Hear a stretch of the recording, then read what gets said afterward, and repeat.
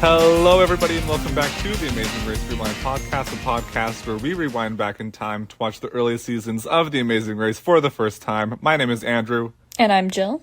And we are here to talk about Season 2, Episode 8. Now, we were really thrown for a loop because when I clicked on this episode, it stated that it was an hour and a half long, and I was throttled by that. Andrew was so throttled that before he even started the episode, he texted me, and it was revolutionary for us. Yeah, it was. So this episode it's a two-parter for some reason. It's two legs in one. So we are going to treat it as such, and we're going to do part one this week, and then part two will be next week, because it is two legs in one, Season 2, Episode 8. And there's a lot happening. Originally, we thought about, could we bang this off in one episode? But we need space and we need time for each episode to really breathe. Yeah, especially after this first episode, I said this is phenomenal. I need room to unpack this. I don't need a rush. We don't need to do an extra long episode. This episode was the one. Phenomenal. Yes. Okay. F-E-E. Okay. So yes, this episode, this part of the episode, I suppose, or this leg, we'll just refer to it as the leg. This leg, it had a great Why don't we just roadblock. call it this episode? Well, no, because I just want to talk about the leg 8, not leg 9. But never mind. Go on. What were you going to say? So this leg 8, excellent roadblock. I thought it was a good detour, evenly balanced, great editing with the whole shopping sequence, and everything else. Very competitive, super strong. I would say best leg of the season so far. Dare I say best of the series? 10 out of 10? Know, yeah, it kept me entertained the whole time, which is, I'm going to be honest, something that some of these past episodes have really struggled to do. Not saying they aren't entertaining, but there's been moments where they really drop off.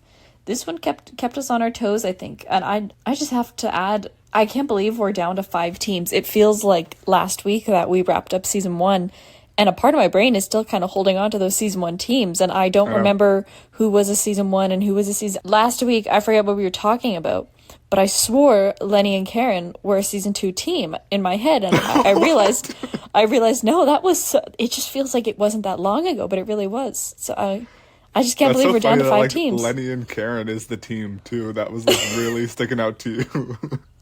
Not in that sense. They just give they give season 2 energy. Oh, okay. I forgot what I was going to say. You're just so appalled by my Lenny and Karen comment. Yeah, that really threw me off. I wasn't expecting. So, this is what I wanted to add. And even though, spoiler alert, it was a non-elimination leg, the teams didn't know that, which made for a great reaction at the end when the team who thought they were eliminated found out. The sigh of relief. It was great. That was a great end to the episode as well. We're finally getting some upbeat reactions, I should say. Well, reactions, period. We just give us something. We just want to nibble on something. I know, and the winning... sorry, again, to jump ahead, but they were kind of started giving out prizes again for winning these legs. Yeah, for no reason. What a random leg to start on. All of a sudden, leg 8, here we go. Anyway. Okay, so let's start off this episode. So Phil, he gives us a fun fact, which I appreciated right off the beginning. That Hong Kong is 3 times the geographical size of New York. Now, to everybody, that might not be very interesting, but I found that interesting. So, fun fact of the day from Phil. Really got off to a good start for this episode. And Gary and Dave are the first to depart at 4:11 a.m. And they're instructed to go to the small town of Repulse Bay and find the statue of Tian Hao. However, the hours of operation for this are 8 a.m., so it's an equalizer right off the bat. Yes, which is interesting. And I have to say, there's kind of a long, drawn-out sequence of people waiting for this to open and stuff and figuring out where it is. But Danny and Oswald are the last to get the clue. And everyone kind of just... Are they last? No. No, they weren't, but they arrived at the place last. Yes. But everyone thought, oh, look at them walking in here so suave, so confident. And they played it off, but in reality, they were not. Like, that kind of became their thing this whole it was their episode. thing. It was they were just, all the other teams thought they had it together and they knew what they were doing, and they were even more clueless than the rest, but they really got to them without doing anything. Like, all the other teams were like, Yeah. where are they, and they weren't doing or saying anything, but they were just getting under people's skin. Because they were so relaxed the entire time and unfazed that it worked. It's a great intimidation technique. It really is. When everybody else is freaking out and panic, to just be absolutely calm and portray to the other teams that you have everything under control, even if you don't really. I mean, it worked for them. I think that would be you and me. I would hope so. So I had to add that, but I want to jump back a little bit to when the teams are all arriving to where they need to be, and Chris and Alex and Dave and Gary get there at the same time, and I just thought that Andrew would really feel emotionally what Chris and Alex said here, because they're walking with Gary and Dave, and in a cutaway interview, Chris and Alex say something along the lines of, Gary just talks and talks, and when he doesn't have anything to say, he just keeps talking. Yeah, even when there's nothing to say, he keeps talking. Well, did he lie? Did he lie? I knew you would appreciate that one. Yes.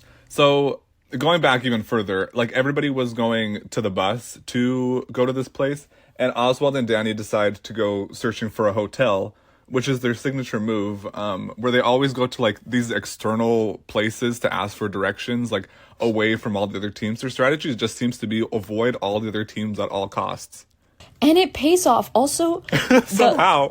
the hotel thing, though, because it happens a couple times for them over the course of this, and it is smart, because a lot of the times at the hotel there is someone who speaks English really well. That is the thing. And then also here we have a little bit of a debacle between Tara and Will over the fast forward. So Tara and Will, they decide that they're going to go ahead and do the fast forward. So they have to go to the Po Lin Monastery and search for a large structure of Buddha. And the thing is that Tara told Chris and Alex that they were going to the fast forward so that Chris and Alex wouldn't take it. And this causes a lot of conflict between Tara and Will, because Will thinks that Chris and Alex were undermining them and had gone for it anyway. So they're kind of bickering the whole way, and Tara and Will, they go to the place to take the ferry to the fast forward, but then once they get to the ferry terminal, Will kind of gets cold feet, and then they decide to turn back around. Which is an interesting decision. Yeah, I think this would have been a good time for them to take the fast forward, or like even like attempt to go for it, because there is the equalizer point anyway at 8 a.m. So they have like a little bit of a safety net there, but I don't think that this was just kind of absurd. Yeah, really, I don't have a comment on that, because you're already there. Why? It was just Will just got cold feet and did not trust Chris and Alex, who it's like they're still in an alliance, I guess. I don't really know. Some of them say they like. I don't think Will believes they're in an alliance, but Tara definitely does. Well, Tara's besties with Chris and Alex, so she is. Yeah. Anyway. Also, I want to note a couple other things that happen here. So Will and Tara, they nearly miss the bus that Gary and Dave are on. And there's just a scene of Dave, he just sits there, and it's like Will and Tara, they're like chasing after the bus, and Dave is just sitting there and he burps. He's just sitting there burping. It's just so funny. And then also, Chris and Alex get on the bus that Dave and Gary are on, and Chris and Alex are asking locals to tell them when to get off. And then Gary's sitting there reading a newspaper with his feet up, and he scoffs and he goes like, ugh, he's so irritating. And it's like, I hate to say this, but I like actually kind of enjoyed that. Like, that was kind of funny. I have to say, even personality characters aside of kind of the teams this season, the editors knew how to give us more value. Yeah, for sure. And that was very apparent this episode with a lot of the editing choices they made. Exactly. I really, really liked it. Yes. Should we move on to the actual till they actually get their clues at 8 a.m.?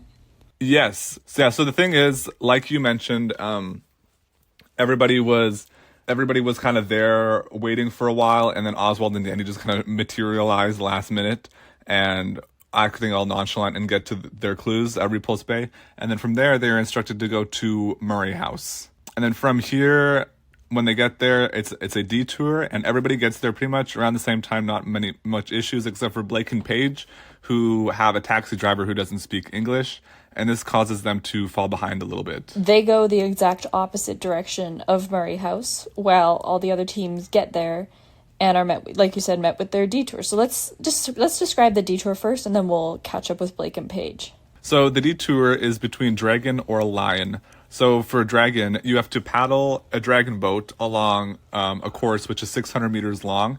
But the thing is, the boat is like very large. It's a dragon boat. It's meant for 12 people. But there's only the two of you on your team who are going to be rowing this. I was about to clarify that it's a course in the water, but I realized that was implied with boat. So. With boat? Well, it could have been a boat on wheels. Don't those exist? And then Lion. Yeah, and then for Lion, I don't know how to exactly describe this, but they're carrying like one of those traditional Chinese dragon things. The lion costumes, I thought. Yeah, like one of those costumes where it's like all in a line, and then it's all these people like running around with these like parts of the body on them. So they have to do that and run and go through a course that's not in the water, but is much longer and more confusing. Honestly, I was very impressed with it, and I feel like even though it still had that element of one's easier, one's harder, blah blah blah, it was evenly weighted actually, and they were both really interesting tasks. Like I almost feel like this is the first time where I'm looking at a task from which is more fun to do rather than which would you get done quicker. Like what would you want to do here? So I would choose the Lion one because I'm not very confident in my rowing skills, and I think I would be afraid that we would just be like stagnant or like row diagonally, or not be able to like really get it going correctly. I would say much more comfortable on land than water, and like the whole boat ordeal is just not it for me. So I would lean towards the Lion one. See, I've paddled a canoe or two in my time, so I feel confident with the dragon boat thing. However, I guess we forgot to mention the dragon boats are meant for 12 people, and there's only two of you. So that's kind of the downside. That being said, I do like that kind of rowing, but I probably would go with the Lion task anyway. Okay, yes. And everybody who's there at that time, so everybody but Blake and Paige, they all do the boat one except for Oswald and Danny, who state that their strategy is to do the opposite detour as everybody else. Yes. Which is a very intriguing strategy because you run the risk of like doing the detour that's obviously much harder or like not as quick. Yeah. And you risk isolating yourself from all the other teams, which seems to be their strategy anyway, with staying away from the pack as much as possible and just doing your own thing. Yeah, but it pays off for them. Yeah, that's going to be the thing. It's like, well, it might not have been like the most logical decision, but it paid off for them. That's their thing this episode. It really is. But yes, so as you mentioned, all the teams there finish pretty quickly. And are they instructed to go to Hong Kong or to Sydney from there? Yes, they get an envelope. And sorry, I want to mention also with this detour is that these options are more so tasks than just like going somewhere. Yes. Or just like doing a simple thing. It's like these tasks actually require some level of skill. Yes, and that's what I appreciated. Yes, and especially when we get up to this roadblock, which also requires skill. I think we're kind of hitting our stride here with these tasks are getting a lot better. I was feeling that here. I really was. And we'll see more of that in kind of the rest of the episode and the following leg. Mm-hmm. But yeah, so as we mentioned, the teams who complete the detour are instructed to go to Sydney, to the Sydney Opera House. Yeah. And I have to mention that last season when let's whip out the opera singing challenge. Let's go, I actually kind of thought about, if our fellow devoted listeners will know that last season when we were sent a question asking what task we would create, Andrew said, let's go to the Sydney Opera House and let's have regular citizens sing opera, which is not what happens, but nevertheless, it's an ode to Andrew's podcast episode mentioned. Yes. Task. But before we get to the actual task, we have to talk about the main event, the main course of this episode, which is getting to Sydney and Oswald and Danny taking the more unconventional route. Yes. However, I think we need to provide an update on Blake and Paige quickly. Oh, okay, yeah. So as we mentioned, Blake and Paige go way out of their way. The taxi driver does not know where Murray House is and takes them in quite literally the opposite direction. And eventually, I think they get on his cell phone with the tourist bureau or whatever. And the tourist bureau is able to communicate to the taxi driver where they need to go. But it does put them behind quite a bit. Yeah, which I like this move from Blake and Paige, because I think a lot of people would just get out of the taxi and get a new one. But they asked for his phone. I don't know how they got him to so willingly give them his phone. It's a different time, though. I mean, you see that so... I don't want to say so often here, but it happens a couple times in a couple episodes here, but it's because phones are not like phones now. Phone was literally a phone that there was not... You couldn't get someone's personal information off their phone. It was a phone. So why not let someone use it? And they're in your taxi already, so... I mean, for all the taxi driver knows, they could be making an international call and charging him a lot of money. That's true. Who knows? But anyway, they do that, and then they get the person at the tourist desk to guide the taxi driver to Murray House. And then from there, they do the dragon task, and then they get on their way to the airport. They do the lion task, don't they? Yeah, no, not the dragon. I meant lion, yeah. Okay. They did lion. And now, so we've established that, but let's get back to what you were saying about booking flights to Sydney, Australia. Okay, so while everybody else is headed to the airport and going to do the classic Amazing Race scramble at the airport, first things first, Oswald and Danny, they just see somebody watering plants outside of their house and then ask to go inside to make a phone call. So here we are. I just wrote down here that they will do anything to not do what the other teams are doing. And honestly, it's kind of a breath of fresh air, because I think this season especially, there's so much animosity and like negativity throughout the teams. It's like always very intense and stressful. This is kind of nice to see them contrasting that. All the other teams go classic Amazing Race, and they run into the airport and they're slamming fists on desks. But Danny and Oswald, after they make this call... Yeah, so they're unable to book a flight from this phone call, and they get put on standby.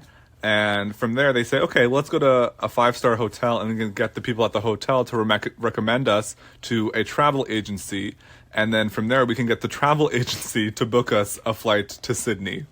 And I'm sitting here thinking, how are they allowed to charge this to the Amazing Race account? This seems like a lot more money. Yeah, that's what I was wondering. How are they affording this? Because they go to this hotel and they get recommended to an agency.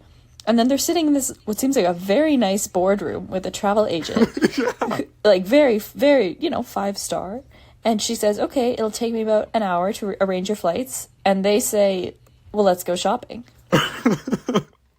Yeah, they're going to take this time. They're going to go to Starbucks. They're going to get mocha frappuccinos. They're going to have a great time in Hong Kong.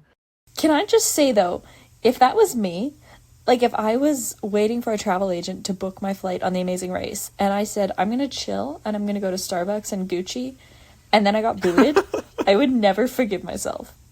I know, but that's the thing. I feel like they didn't care.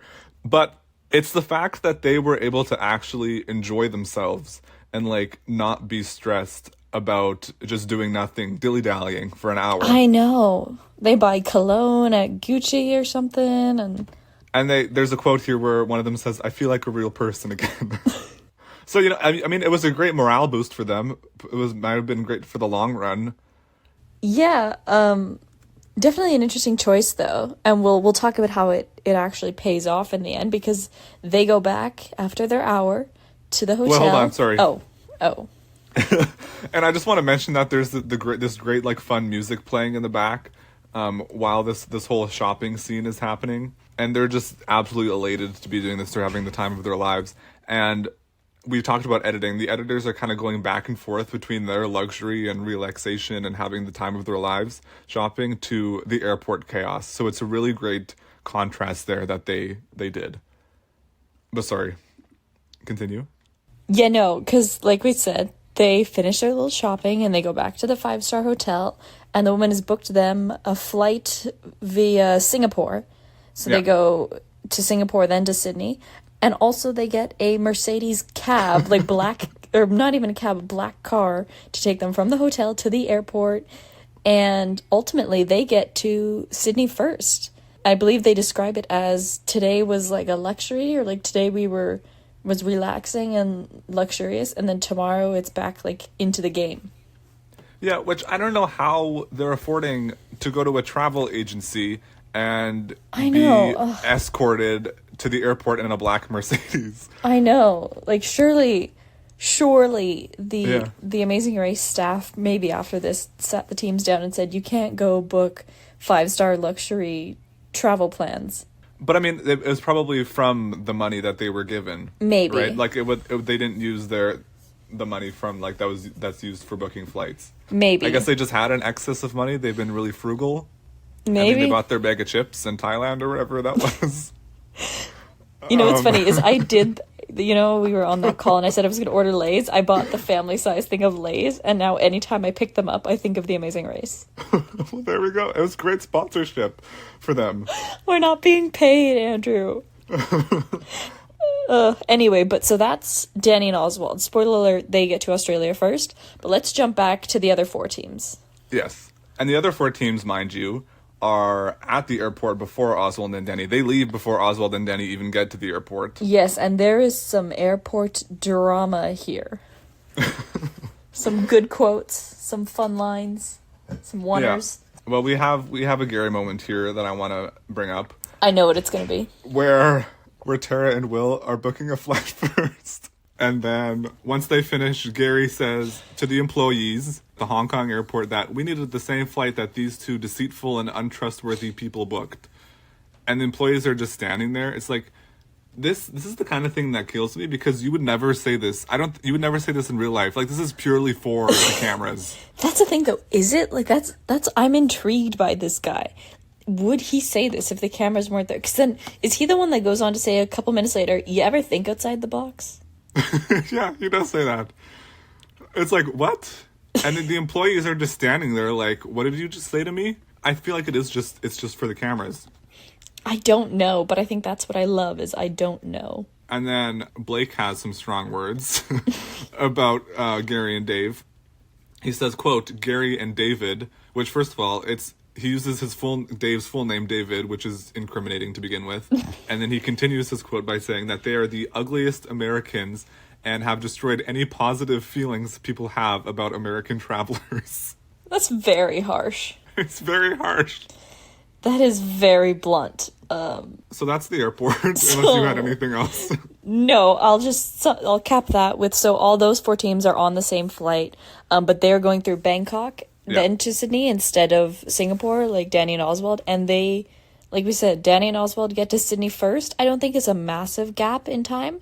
No, it was Oswald and Danny arrived at 6:25 a.m. and everybody else was at 7 a.m. But I was so shocked to begin with that they arrived in first. I thought they were out of the race. Yeah, I was thinking either this travel agency thing is gonna screw them over, or it's gonna put them ahead, and they did well. They did well. And so now we're in Australia, and I have to say I loved this roadblock. It felt like a more modern task. Mm-hmm. There was, lots of specificity to it. There was a good amount of cultural interaction and kind of puzzle work. I loved it.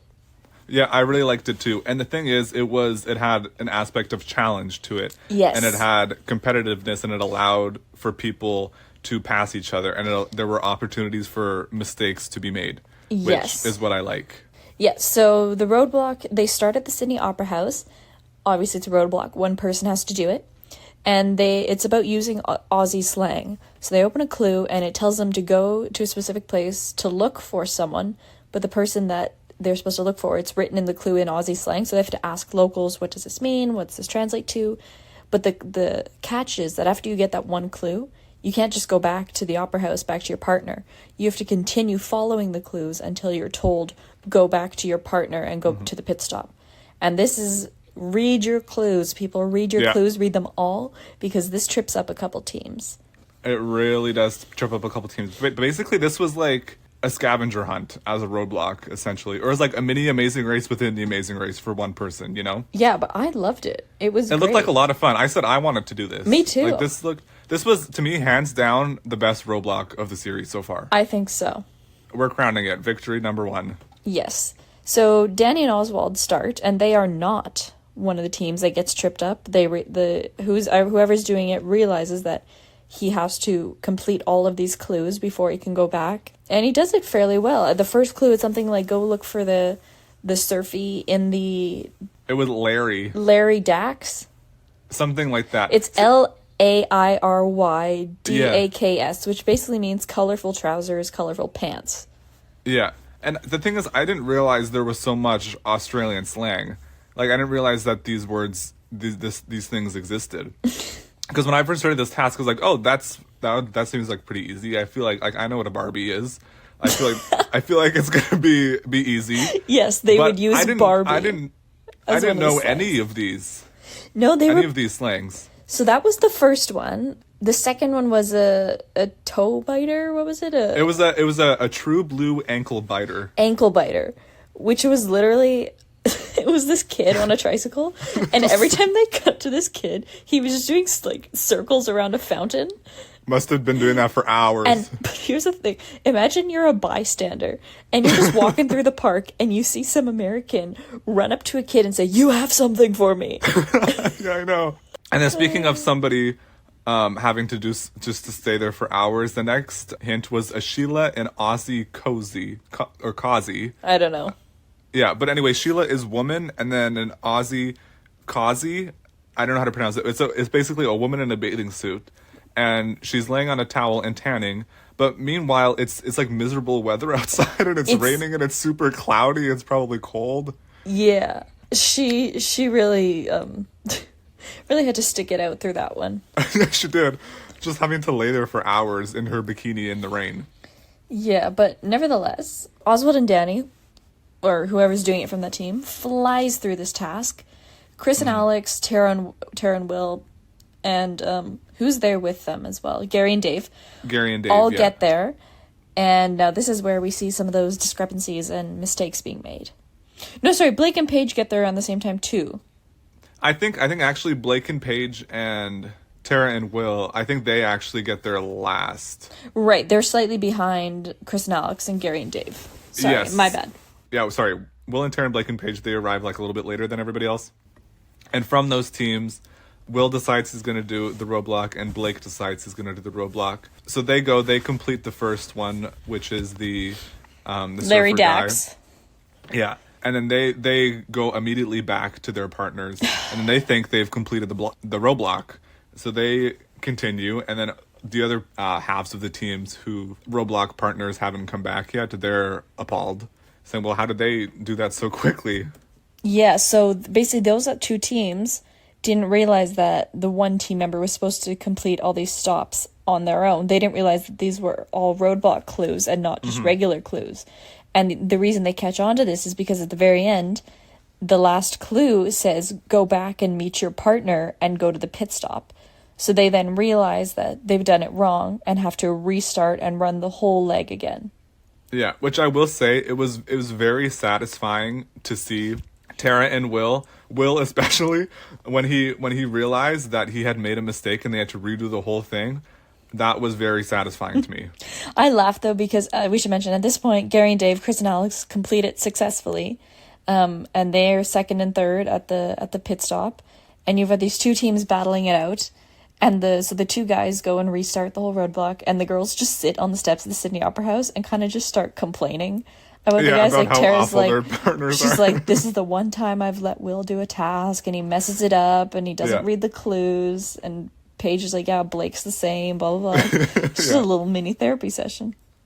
Yeah. And I want to go back slightly of when Blake and Will, when they returned from the roadblock first and the other teams were shocked about it. There's a quote, I don't remember who said it, but somebody said, how did Blake find something first? He's an idiot. It's like, there really is no love between these teams. They're out to kill here. It's ruthless. They really are. So Oswald and Danny, they arrived at the pit stop first. Yes. And they win a vacation. All of a sudden win a vacation, a 7-night Caribbean cruise. I know. Which was crazy. Where did that come from? Yeah. And also, we have what I would say the best, most enthusiastic and excited greeter at the mat, representing the nation of Australia. The Sydney town crier. Was that what he was called? A town crier, yeah. A town crier, yeah. With his big, like, welcome to Sydney! That he just screams. Yeah, except I don't have an Australian accent and I'm not going to attempt. Just look up a town crier and you will get the gist, if you don't already know what it is. You know what? No, don't do that. Head over to Amazing Race Rewind Instagram page. It'll be posted on there. And give us a follow while you're at it, all right? Smooth plug. And not only did Oswald and Danny win, but they definitely had the best time by far of anyone in this leg. Like, they were living their best lives. I don't know how they were able to pull this off. It was very entertaining that they were able to pull it off. It was revolutionary in a sense, but I think they got very lucky. Yeah, no, they, like I said, it was a make or break their decision, and lucky for them, it made. It didn't break. It did make, and I don't think that there's any way that this will continue to work. No. If they keep on doing this, like, there's no way. You can't rely on it. You cannot rely on it. So then, yes, like you said, Chris and Alex complete the roadblock, and so do Gary and Dave, and they come in second and third respectively. And then there's a good, well-edited, intense moment after the two teams redo the roadblock and are running, because there's some mix-up. Some of their taxi drivers bring them to the wrong museum, so you don't know who's where, you don't know who's going to get to the pit stop we should add is on the roof of the Museum of Contemporary Art, and you don't know who's going to get there, and there's just a stagnant shot of the door to the roof, and it's empty, and you're thinking, who's it going to be in fourth? Which is, I think that's the first time that they've done that. I know, which is so classic. It's a staple. I know. Yeah, nowadays it's a staple, and it really builds up the anticipation of, like, who's it going to be. Mm-hmm. Yeah. And it is Tara and Will in fourth, and Blake and Paige in fifth. Yes. Now, I want to mention the music when Tara and Will come out. So, like, it's very suspenseful. We're, like, showing the door, who's it going to be, and then Tara and Will come out. And the music, you can tell, like, they don't want us to be happy about this, because the music is, like, very haunting. It's, like, it's foreboding. It's, like, evil music almost upon their arrival to the mat. So, obviously, we're supposed to be rooting for Blake and Paige, which I think most people were. Yes, but this is crazy. Blake and Paige get there. It's a non-elimination round. But not only that, Phil in the voiceover tells us it's the second of 4. How can there be 4? How can there be 2 left? There is 5 teams left. This is crazy. Killed me. I said, why?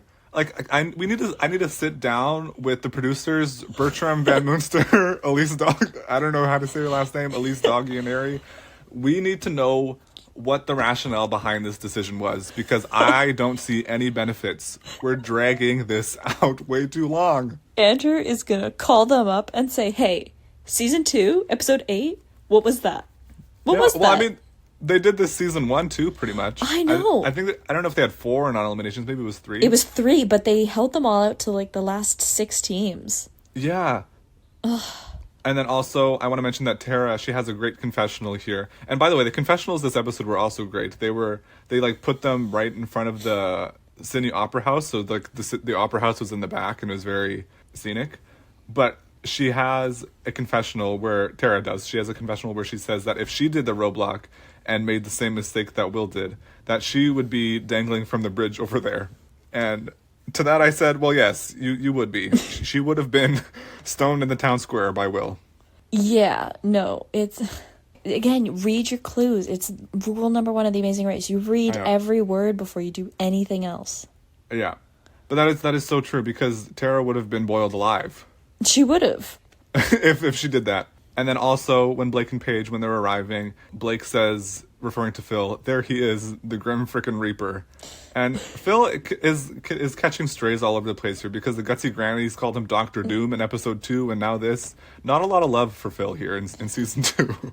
Yeah, no, I think that's kind of what was... Not even what was avoided in season... It's funny that it's worse in season 2, because in season 1, he was only ever there. Yeah, when it was true. Not like when it was an elimination. And now it might not be, but he still just, gets called names.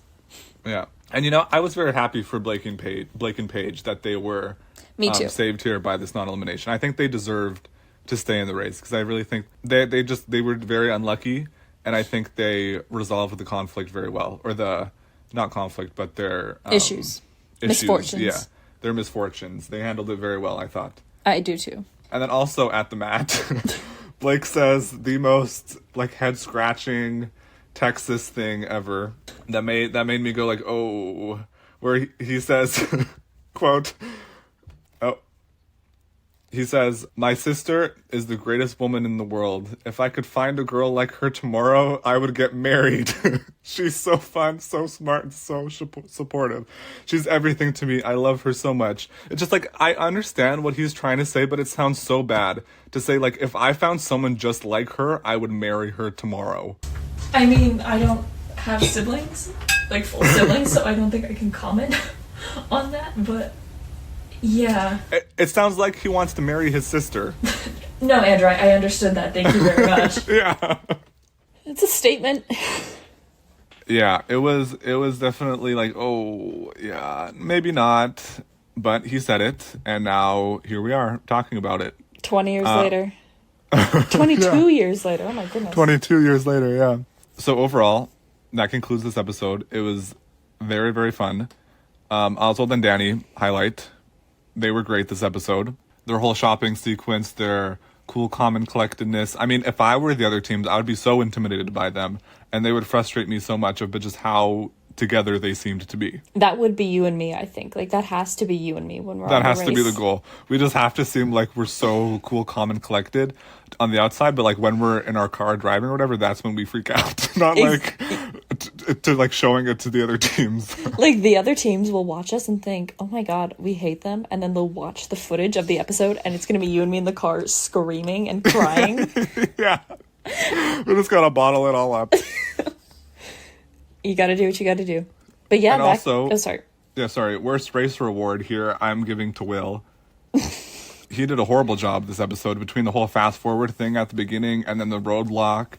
The more Tara says, like, Will does nothing, and the more I pay attention to it, the more I'm like, she's not wrong. She's really not wrong. Like, he doesn't do the tasks. It was so bad. Yeah. All around. Poor performance. And although this episode 8 continues, we're going to end the episode here. If you have any other final thoughts. I don't. I mean, I won't lie. I think we both watched these back to back, so I can say for sure that we are in for an interesting treat next week. Yes. If you thought this week was good, just wait till next week. Yeah. I'm looking forward to recording the next episode. Yeah, part 2 of episode 8, leg 9. Yep. And then I guess never mind. I was too early. I was going to plug our next guest, but it's a bit too early. Oh, it is too early. Yeah. Yeah. But you can go ahead and follow us on Instagram at Amazing Race Rewind. Send us an email at amazingracerewind@gmail.com. We're on YouTube now. Go follow us on YouTube if that's your preferred podcast preference for previewing. I really tried some alliteration there. Oh, well, it worked. Thank you. And give us a good rating on Apple Podcasts, Spotify, wherever you get your podcasts. And we will see you next week with part 2, leg 9, season 2, episode 8. That was the weirdest order to put them in. Well, that's what we're going with. So all right. See you next week.